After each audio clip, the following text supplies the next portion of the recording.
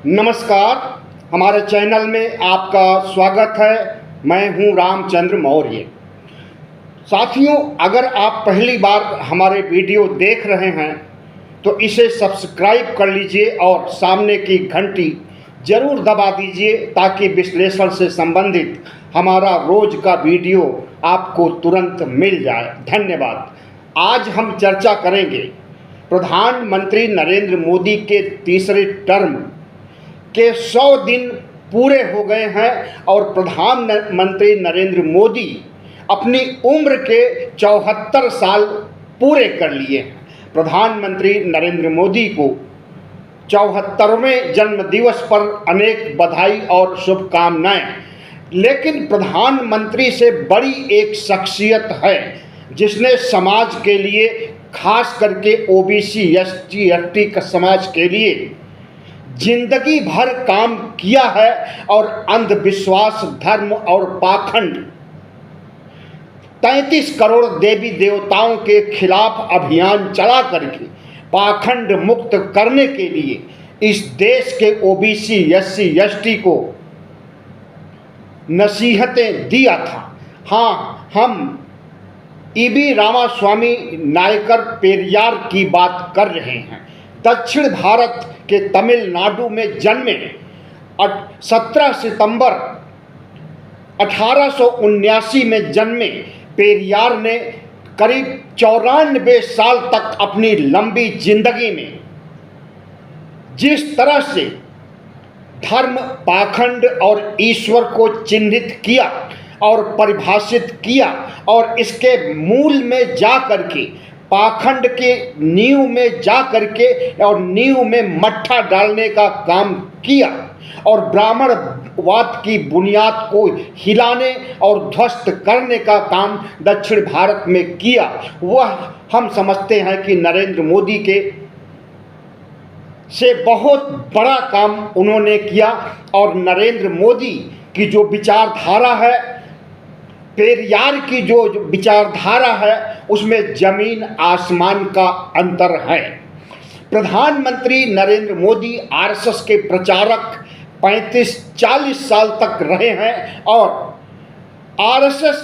के एजेंडे को, आरएसएस के विचारधारा को आगे बढ़ाने का काम किए। आरएसएस की विचारधारा मनुवाद पर आधारित है, भारत को हिंदू राष्ट्र बनाने पर आधारित है और इस देश के ओबीसी एससी एसटी को मनुवादी घुट्टी पिलाने की तरफ आरएसएस की विचारधारा हमें ले जाती है। प्रधानमंत्री नरेंद्र मोदी इसी विचारधारा के प्रवर्तक, या यूं कहें कि इसी विचारधारा को आगे बढ़ाने वाले प्रचारक थे जो आज प्रधानमंत्री हैं। तो प्रधानमंत्री नरेंद्र मोदी का तीसरा टर्म, 100 दिन की उपलब्धियां जिस तरह से पेश की गई, हमें लगता है कि उसमें अतिशयोक्ति ज़्यादा है, हकीकत कम है, या यूं कहें कि अतिशयोक्त ही है, हकीकत लेश मात्र भी नहीं है। आज प्रधानमंत्री नरेंद्र मोदी और गृह मंत्री अमित शाह ने 100 दिन पूरे होने का जश्न मनाया और इस जश्न में प्रधानमंत्री नरेंद्र मोदी की 100 दिन की उपलब्धियां पेश किया और कहा कि 15 लाख करोड़ रुपए विकास के मद में खर्च किए गए या खर्च किए जाने वाले हैं। साथ ही अपने सुशासन, गुड गवर्नेंस की बातें कही, लेकिन किसी के गले नहीं उतरी। प्रधानमंत्री नरेंद्र मोदी की जयंती के दिन जिस तरह से इस देश के बेरोजगार युवाओं ने, आज से ही नहीं पिछले कई सालों से, या यूं कहें कि 2014 से जब प्रधानमंत्री नरेंद्र मोदी का डेट ऑफ बर्थ आता है, उस दिन इस देश के नौजवान युवक जो बेरोजगार हैं, प्रधानमंत्री नरेंद्र मोदी को ट्रोल करते हैं और उनसे सवाल पूछते हैं कि हमें रोजगार कब मिलेगा। आज भी लाखों बेरोजगारों ने प्रधानमंत्री को ट्रोल किया और सोशल मीडिया पर हंगामा खड़ा कर दिया। प्रधानमंत्री नरेंद्र मोदी की उपलब्धियों को नज़रअंदाज करके प्रधानमंत्री नरेंद्र मोदी की उपलब्धियों को नज़रअंदाज करके बेरोजगारों ने जिस तरह से बढ़ती बेरोजगारी और बेरोजगारों के द्वारा की जा रही हत्याओं के बारे में देश को अवगत किया और प्रधानमंत्री के कार्यकाल 10 साल में जिस तरह से बेरोजगारी बढ़ी है और बढ़ती जा रही है, इसे इंगित करते हुए नरेंद्र मोदी को घेरने का काम जिस तरह से किया है, हम समझते हैं यह प्रधानमंत्री नरेंद्र मोदी के लिए शर्म की बात है। प्रधानमंत्री नरेंद्र मोदी ने अपनी उपलब्धियों में जिस तरह से 15 लाख करोड़ रुपए विकास कार्यों पर खर्च करने की बात कही और विदेश नीति में रीढ़ की हड्डी बताते हुए अमित शाह ने विदेश नीति को पिछले 60 सालों से ज़्यादा बेहतर और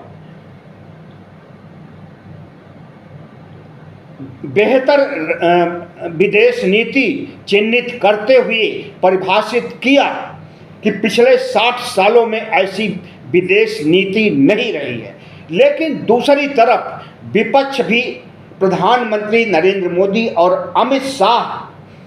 को कटघरे में खड़ा किया विदेश नीति को भी लेकर के, और प्रधानमंत्री नरेंद्र मोदी द्वारा अपने गुड गवर्नेंस या सुशासन की उपलब्धियों का बखान करने पर भी तमाम से आपत्तियां उठाई गई और कहा गया कि जिस तरह से पुल गिर रहे हैं, सड़कें धंस रही हैं, राम मंदिर जो अभी अभी बनकर के तैयार हुआ है टपक रहा है, नई संसद भवन टपक रही है और छत्रपति शिवाजी महाराज की स्टैचू ढह गई है, इन सब को चिन्हित करते हुए जिस तरह से भ्रष्टाचार बढ़ने और बिचौलिए और ठेकेदारों द्वारा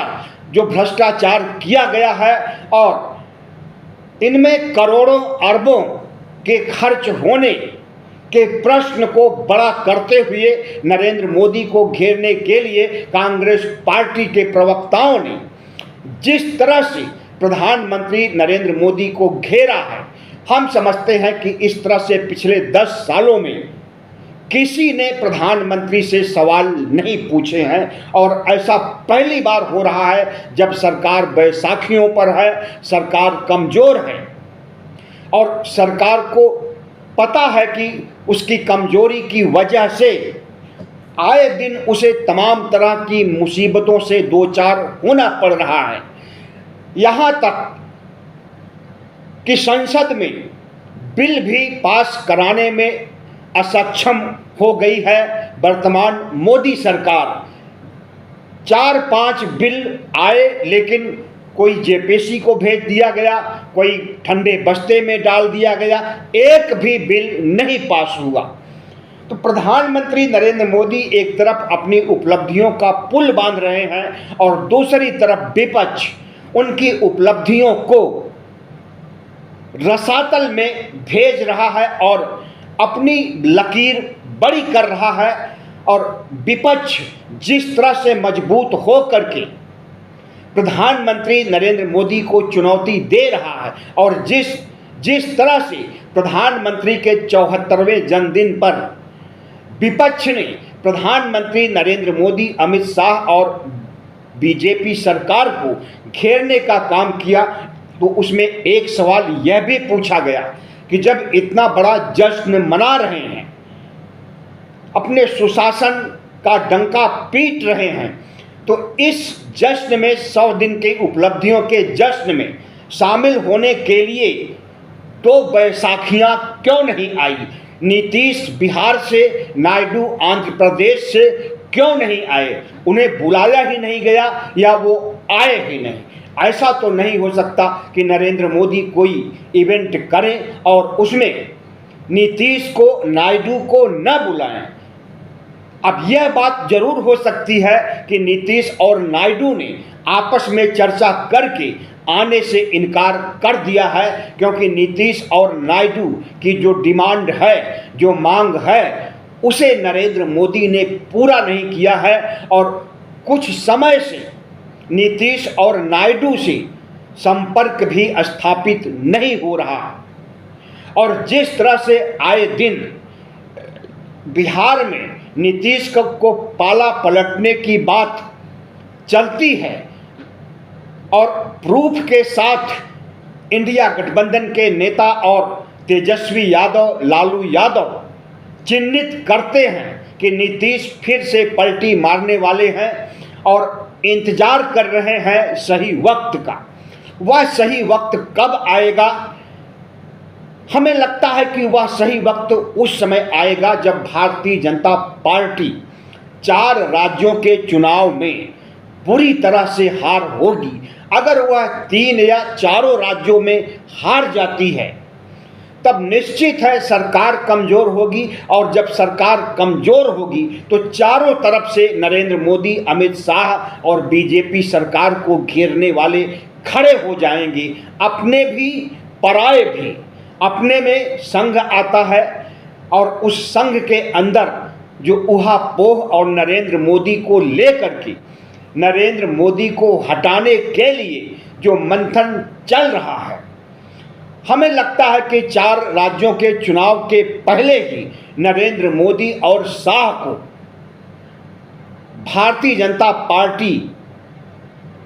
में जो इनकी धमक है, उस धमक को कम करने और पार्टी पर इनकी पकड़ को कमज़ोर करने के लिए पुरजोर कोशिशें हो रही हैं। और जब 4 राज्यों के चुनाव के बाद भारतीय जनता पार्टी असहाय महसूस करेगी तो उस समय आरएसएस भी शस्त्र चलाएगा, गोले दागेगा और विपक्ष भी गोले दागेगा, और सबसे बड़े गोले तो नीतीश और नायडू दागने वाले हैं नरेंद्र मोदी की सरकार पर, क्योंकि उनकी मांगें अभी तक पूरी नहीं हो पाई हैं। और जिस तरह से प्रधानमंत्री नरेंद्र मोदी और अमित शाह का अहंकार और तानाशाही रवैये में कोई कमी नहीं हो रही है, उसी ठसक के साथ ऑपरेशन लोटस चलाने और अपने ही एनडीए गठबंधन की पार्टियों को तोड़ने के लिए कोशिशें कर रहे हैं। इसकी भनक मिलते ही जिस तरह से नीतीश ने और नायडू ने प्रतिक्रिया व्यक्त की, उसके बाद लोक जनशक्ति पार्टी को तोड़ने की उनकी चतुर चाल धराशायी हो गई। और जिस तरह से सीबीआई, ईडी, आईटी का उपयोग चलता रहा है, सरकार के कमज़ोर होने या बैसाखियों पर आधारित होने के बाद उसमें निश्चित रूप से अहंकार में, दंभ में और तानाशाही रवैये में कमी आई है। लेकिन विपक्ष के नज़रिए से हमें लगता है कि अभी विपक्ष पर उसी तरह से कुदृष्टि पड़ी हुई है नरेंद्र मोदी की, जैसे पहले हुआ करती थी। और जिस तरह से अरविंद केजरीवाल सुप्रीम कोर्ट द्वारा रिहा किए गए हैं, जमानत पर आए हैं और ट्रायल अभी चल ही नहीं रहा है छोटी अदालत में, उन्हें जिस तरह से रिहा करते हुए सुप्रीम कोर्ट ने टिप्पणी की है ईडी और सीबीआई पर कि सीबीआई एक पिंजड़े में बंद तोता है, तो यह टिप्पणी सीबीआई पर तो कम, नरेंद्र मोदी और शाह पर जो सीबीआई का इस्तेमाल करते हैं उनके ऊपर यह टिप्पणी ज़्यादा थी। और उसके तुरंत बाद नरेंद्र मोदी अगर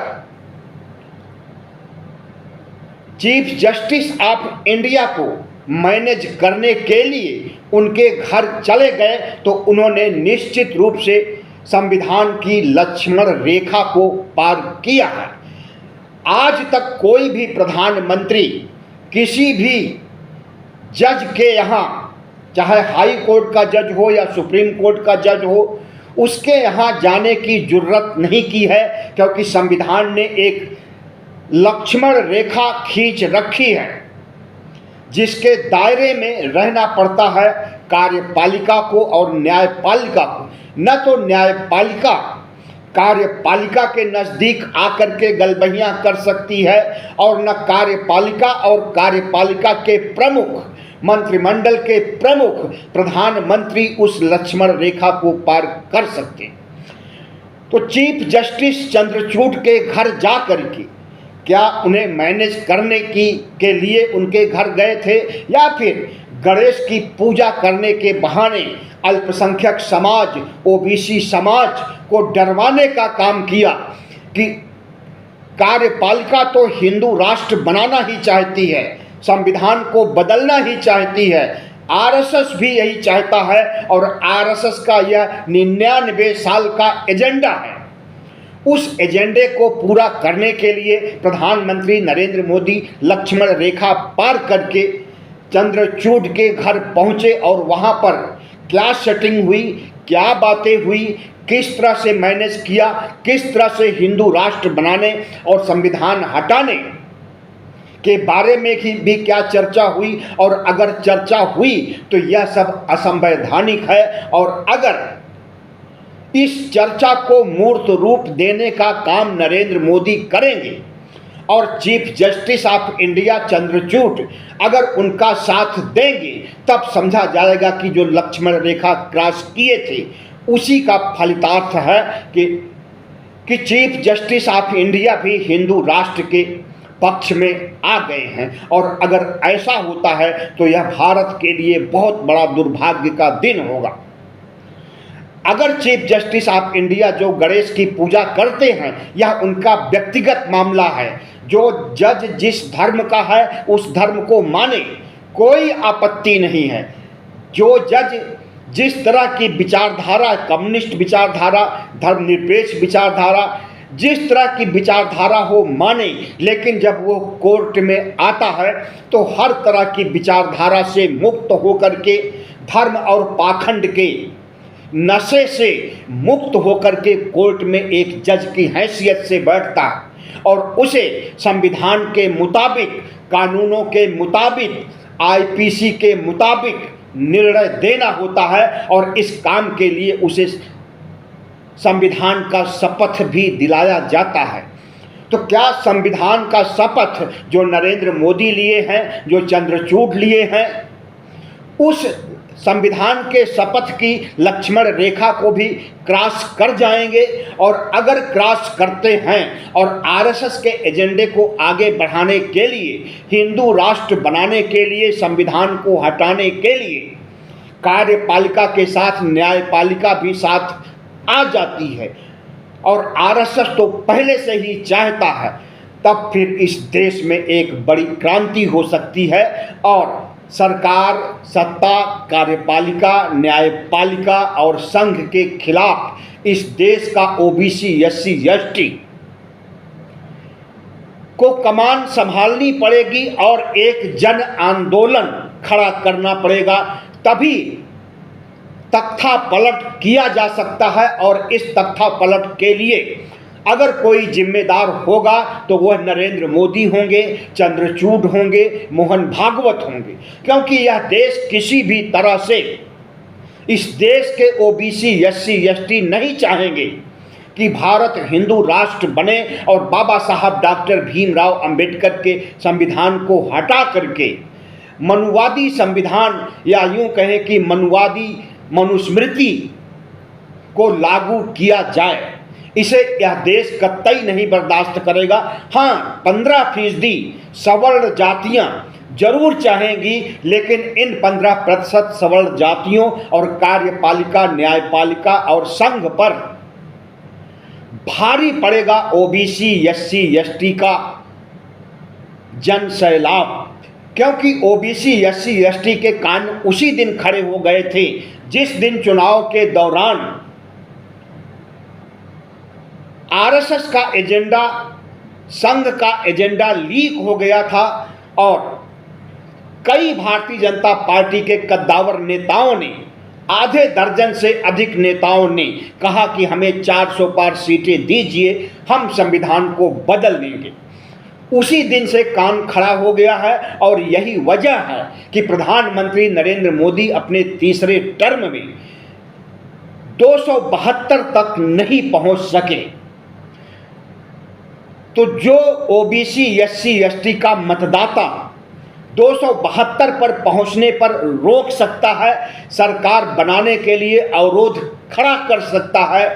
वह जनता, वह मतदाता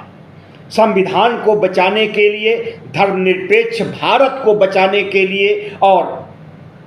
इस देश को मनुस्मृति युग में ले जाने से बचाने के लिए जिस दिन कमर कस लेगा, हम समझते हैं कि वह किसान आंदोलन से कई गुना बड़ा आंदोलन होगा। और अगर आंदोलन से नहीं मानेंगे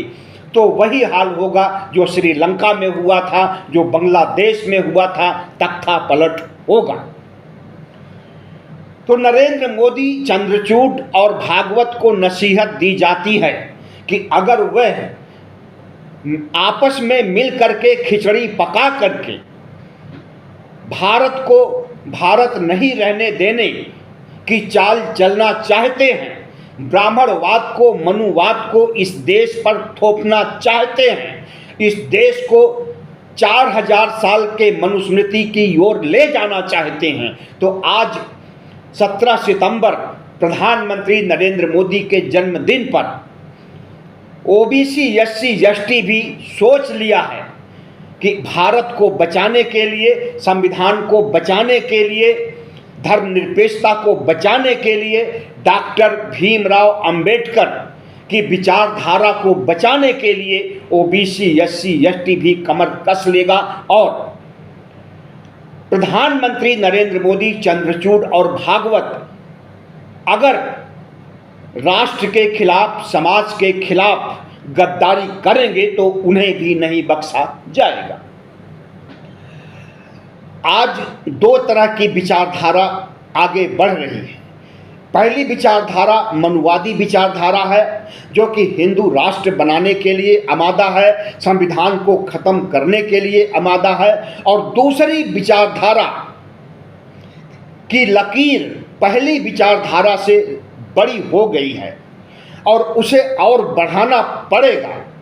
दूसरी विचारधारा अंबेडकरवाद की है, दूसरी विचारधारा दलित, OBC, SC, ST, Bahujan Samaj के आंदोलन की है।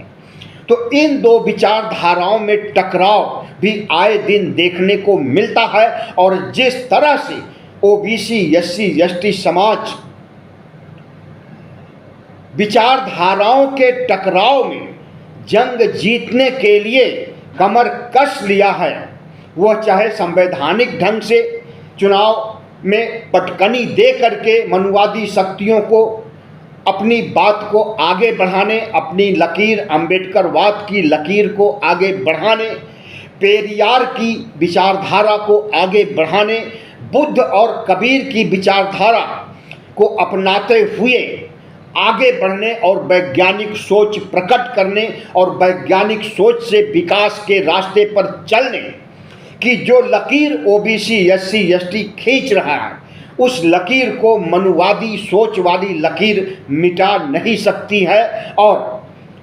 लेकिन ओबीसी, एससी, एसटी मनुवाद की लकीर को जरूर मिटा सकता है, क्योंकि ओबीसी, एससी, एसटी की संख्या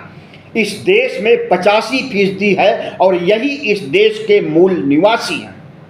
तो इस देश के मूल निवासियों की आंखें अब खुल चुकी हैं,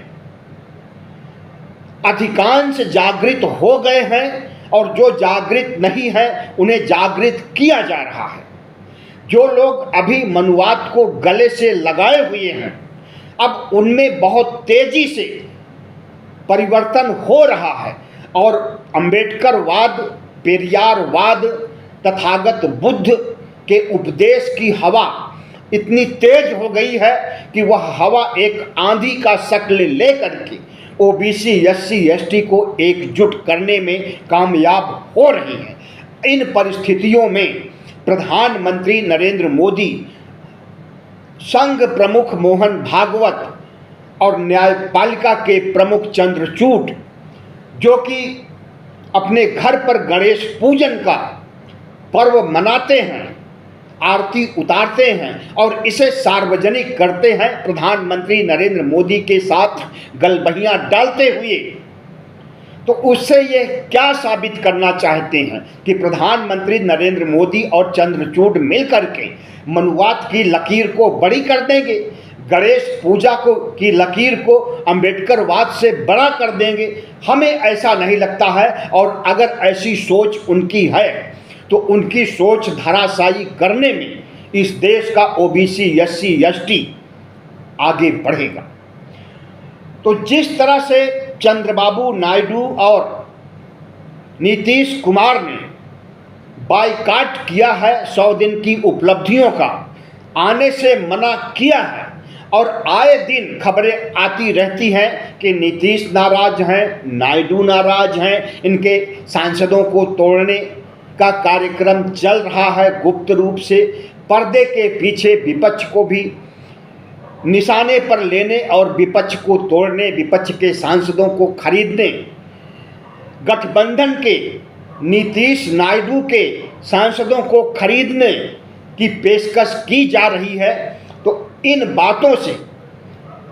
दोनों बैसाखियों के कान खड़े हो गए हैं और उन्हें सही समय का इंतजार है, और जिस दिन दो बैसाखियां टूटकर धराशायी हो जाएंगी, अस्त व्यस्त हो जाएगी, उस दिन नरेंद्र मोदी भी धराशायी हो जाएंगे। नरेंद्र मोदी के धराशायी होने का मतलब नरेंद्र मोदी सरकार धराशायी हो जाएगी, और नरेंद्र मोदी सरकार के धराशायी होने का मतलब मनुवादी सोच धराशायी हो जाएगी, और ऐसा होने में ज़्यादा वक्त नहीं है, सही समय का इंतजार है, और वह सही समय 4 राज्यों के चुनाव के बाद आ सकता है। अब देखना यह होगा कि पेरियार, तथागत बुद्ध, कबीर, बाबा साहब डॉक्टर अंबेडकर के द्वारा जो विचारधारा ओबीसी, एससी, एसटी के बीच आंधी की तरह फैल गई है, वह मनुवाद को कब धराशायी करती है, किस्तों में धराशायी करेगी या एकाएक आंदोलन करके धराशायी करेगी, लेकिन धराशायी होना जरूर है, क्योंकि मनुवाद का मतलब है हिंदू राष्ट्र, संविधान का खात्मा, लोकतंत्र का खात्मा, और अंबेडकरवाद का मतलब है संविधान को बचाना, हिंदू धर्मनिरपेक्ष भारत को बचाना, लोकतंत्र को बचाना। तो 17 सितंबर 2024 को जो संदेश पूरे देश में गया है, वह संदेश है कि नरेंद्र मोदी जिस विचारधारा के फॉलोअर हैं, जिस विचारधारा को आगे बढ़ाना चाहते हैं, वह विचारधारा पेरियार की विचारधारा से मेल नहीं खाती है, और पेरियार की विचारधारा से अगर ओबीसी, एससी, एसटी लैस हो गया है तो इस देश को मनुवाद की तरफ नहीं ले जाया जा सकता है। हम समझते हैं कि प्रधानमंत्री नरेंद्र मोदी के जन्मदिन पर तमाम व्हाट्सएप पर संदेश या सोशल मीडिया पर संदेश फैलते हैं, वायरल होते हैं, लेकिन मैंने आज देखा कि प्रधानमंत्री नरेंद्र मोदी के मैसेज तो कम ही आए, आईटी सेल के मैसेज जो प्रधानमंत्री का बखान करते हैं, गुणगान करते हैं, चरण वंदना करते हैं, वह संदेश बहुत कम आए, लेकिन ईबी रामास्वामी नायकर पेरियार के संदेश बहुत ज़्यादा है। हम समझते हैं कि लाखों की संख्या में व्हाट्सएप पर हमने ये संदेश देखे, और सभी संदेश को पढ़ा नहीं जा सकता था, इतना टाइम नहीं था, लेकिन यह जान करके खुशी हुई कि ओबीसी, एससी, एसटी के बीच पेरियार कितना लोकप्रिय हो गए हैं, तथागत बुद्ध कितना लोकप्रिय हो गए हैं, बाबा साहब डॉक्टर भीमराव अंबेडकर कितना लोकप्रिय हो गए। तो निश्चित रूप से इस देश को विकास की ओर आगे ले जाना होगा, विज्ञान की ओर आगे ले जाना होगा,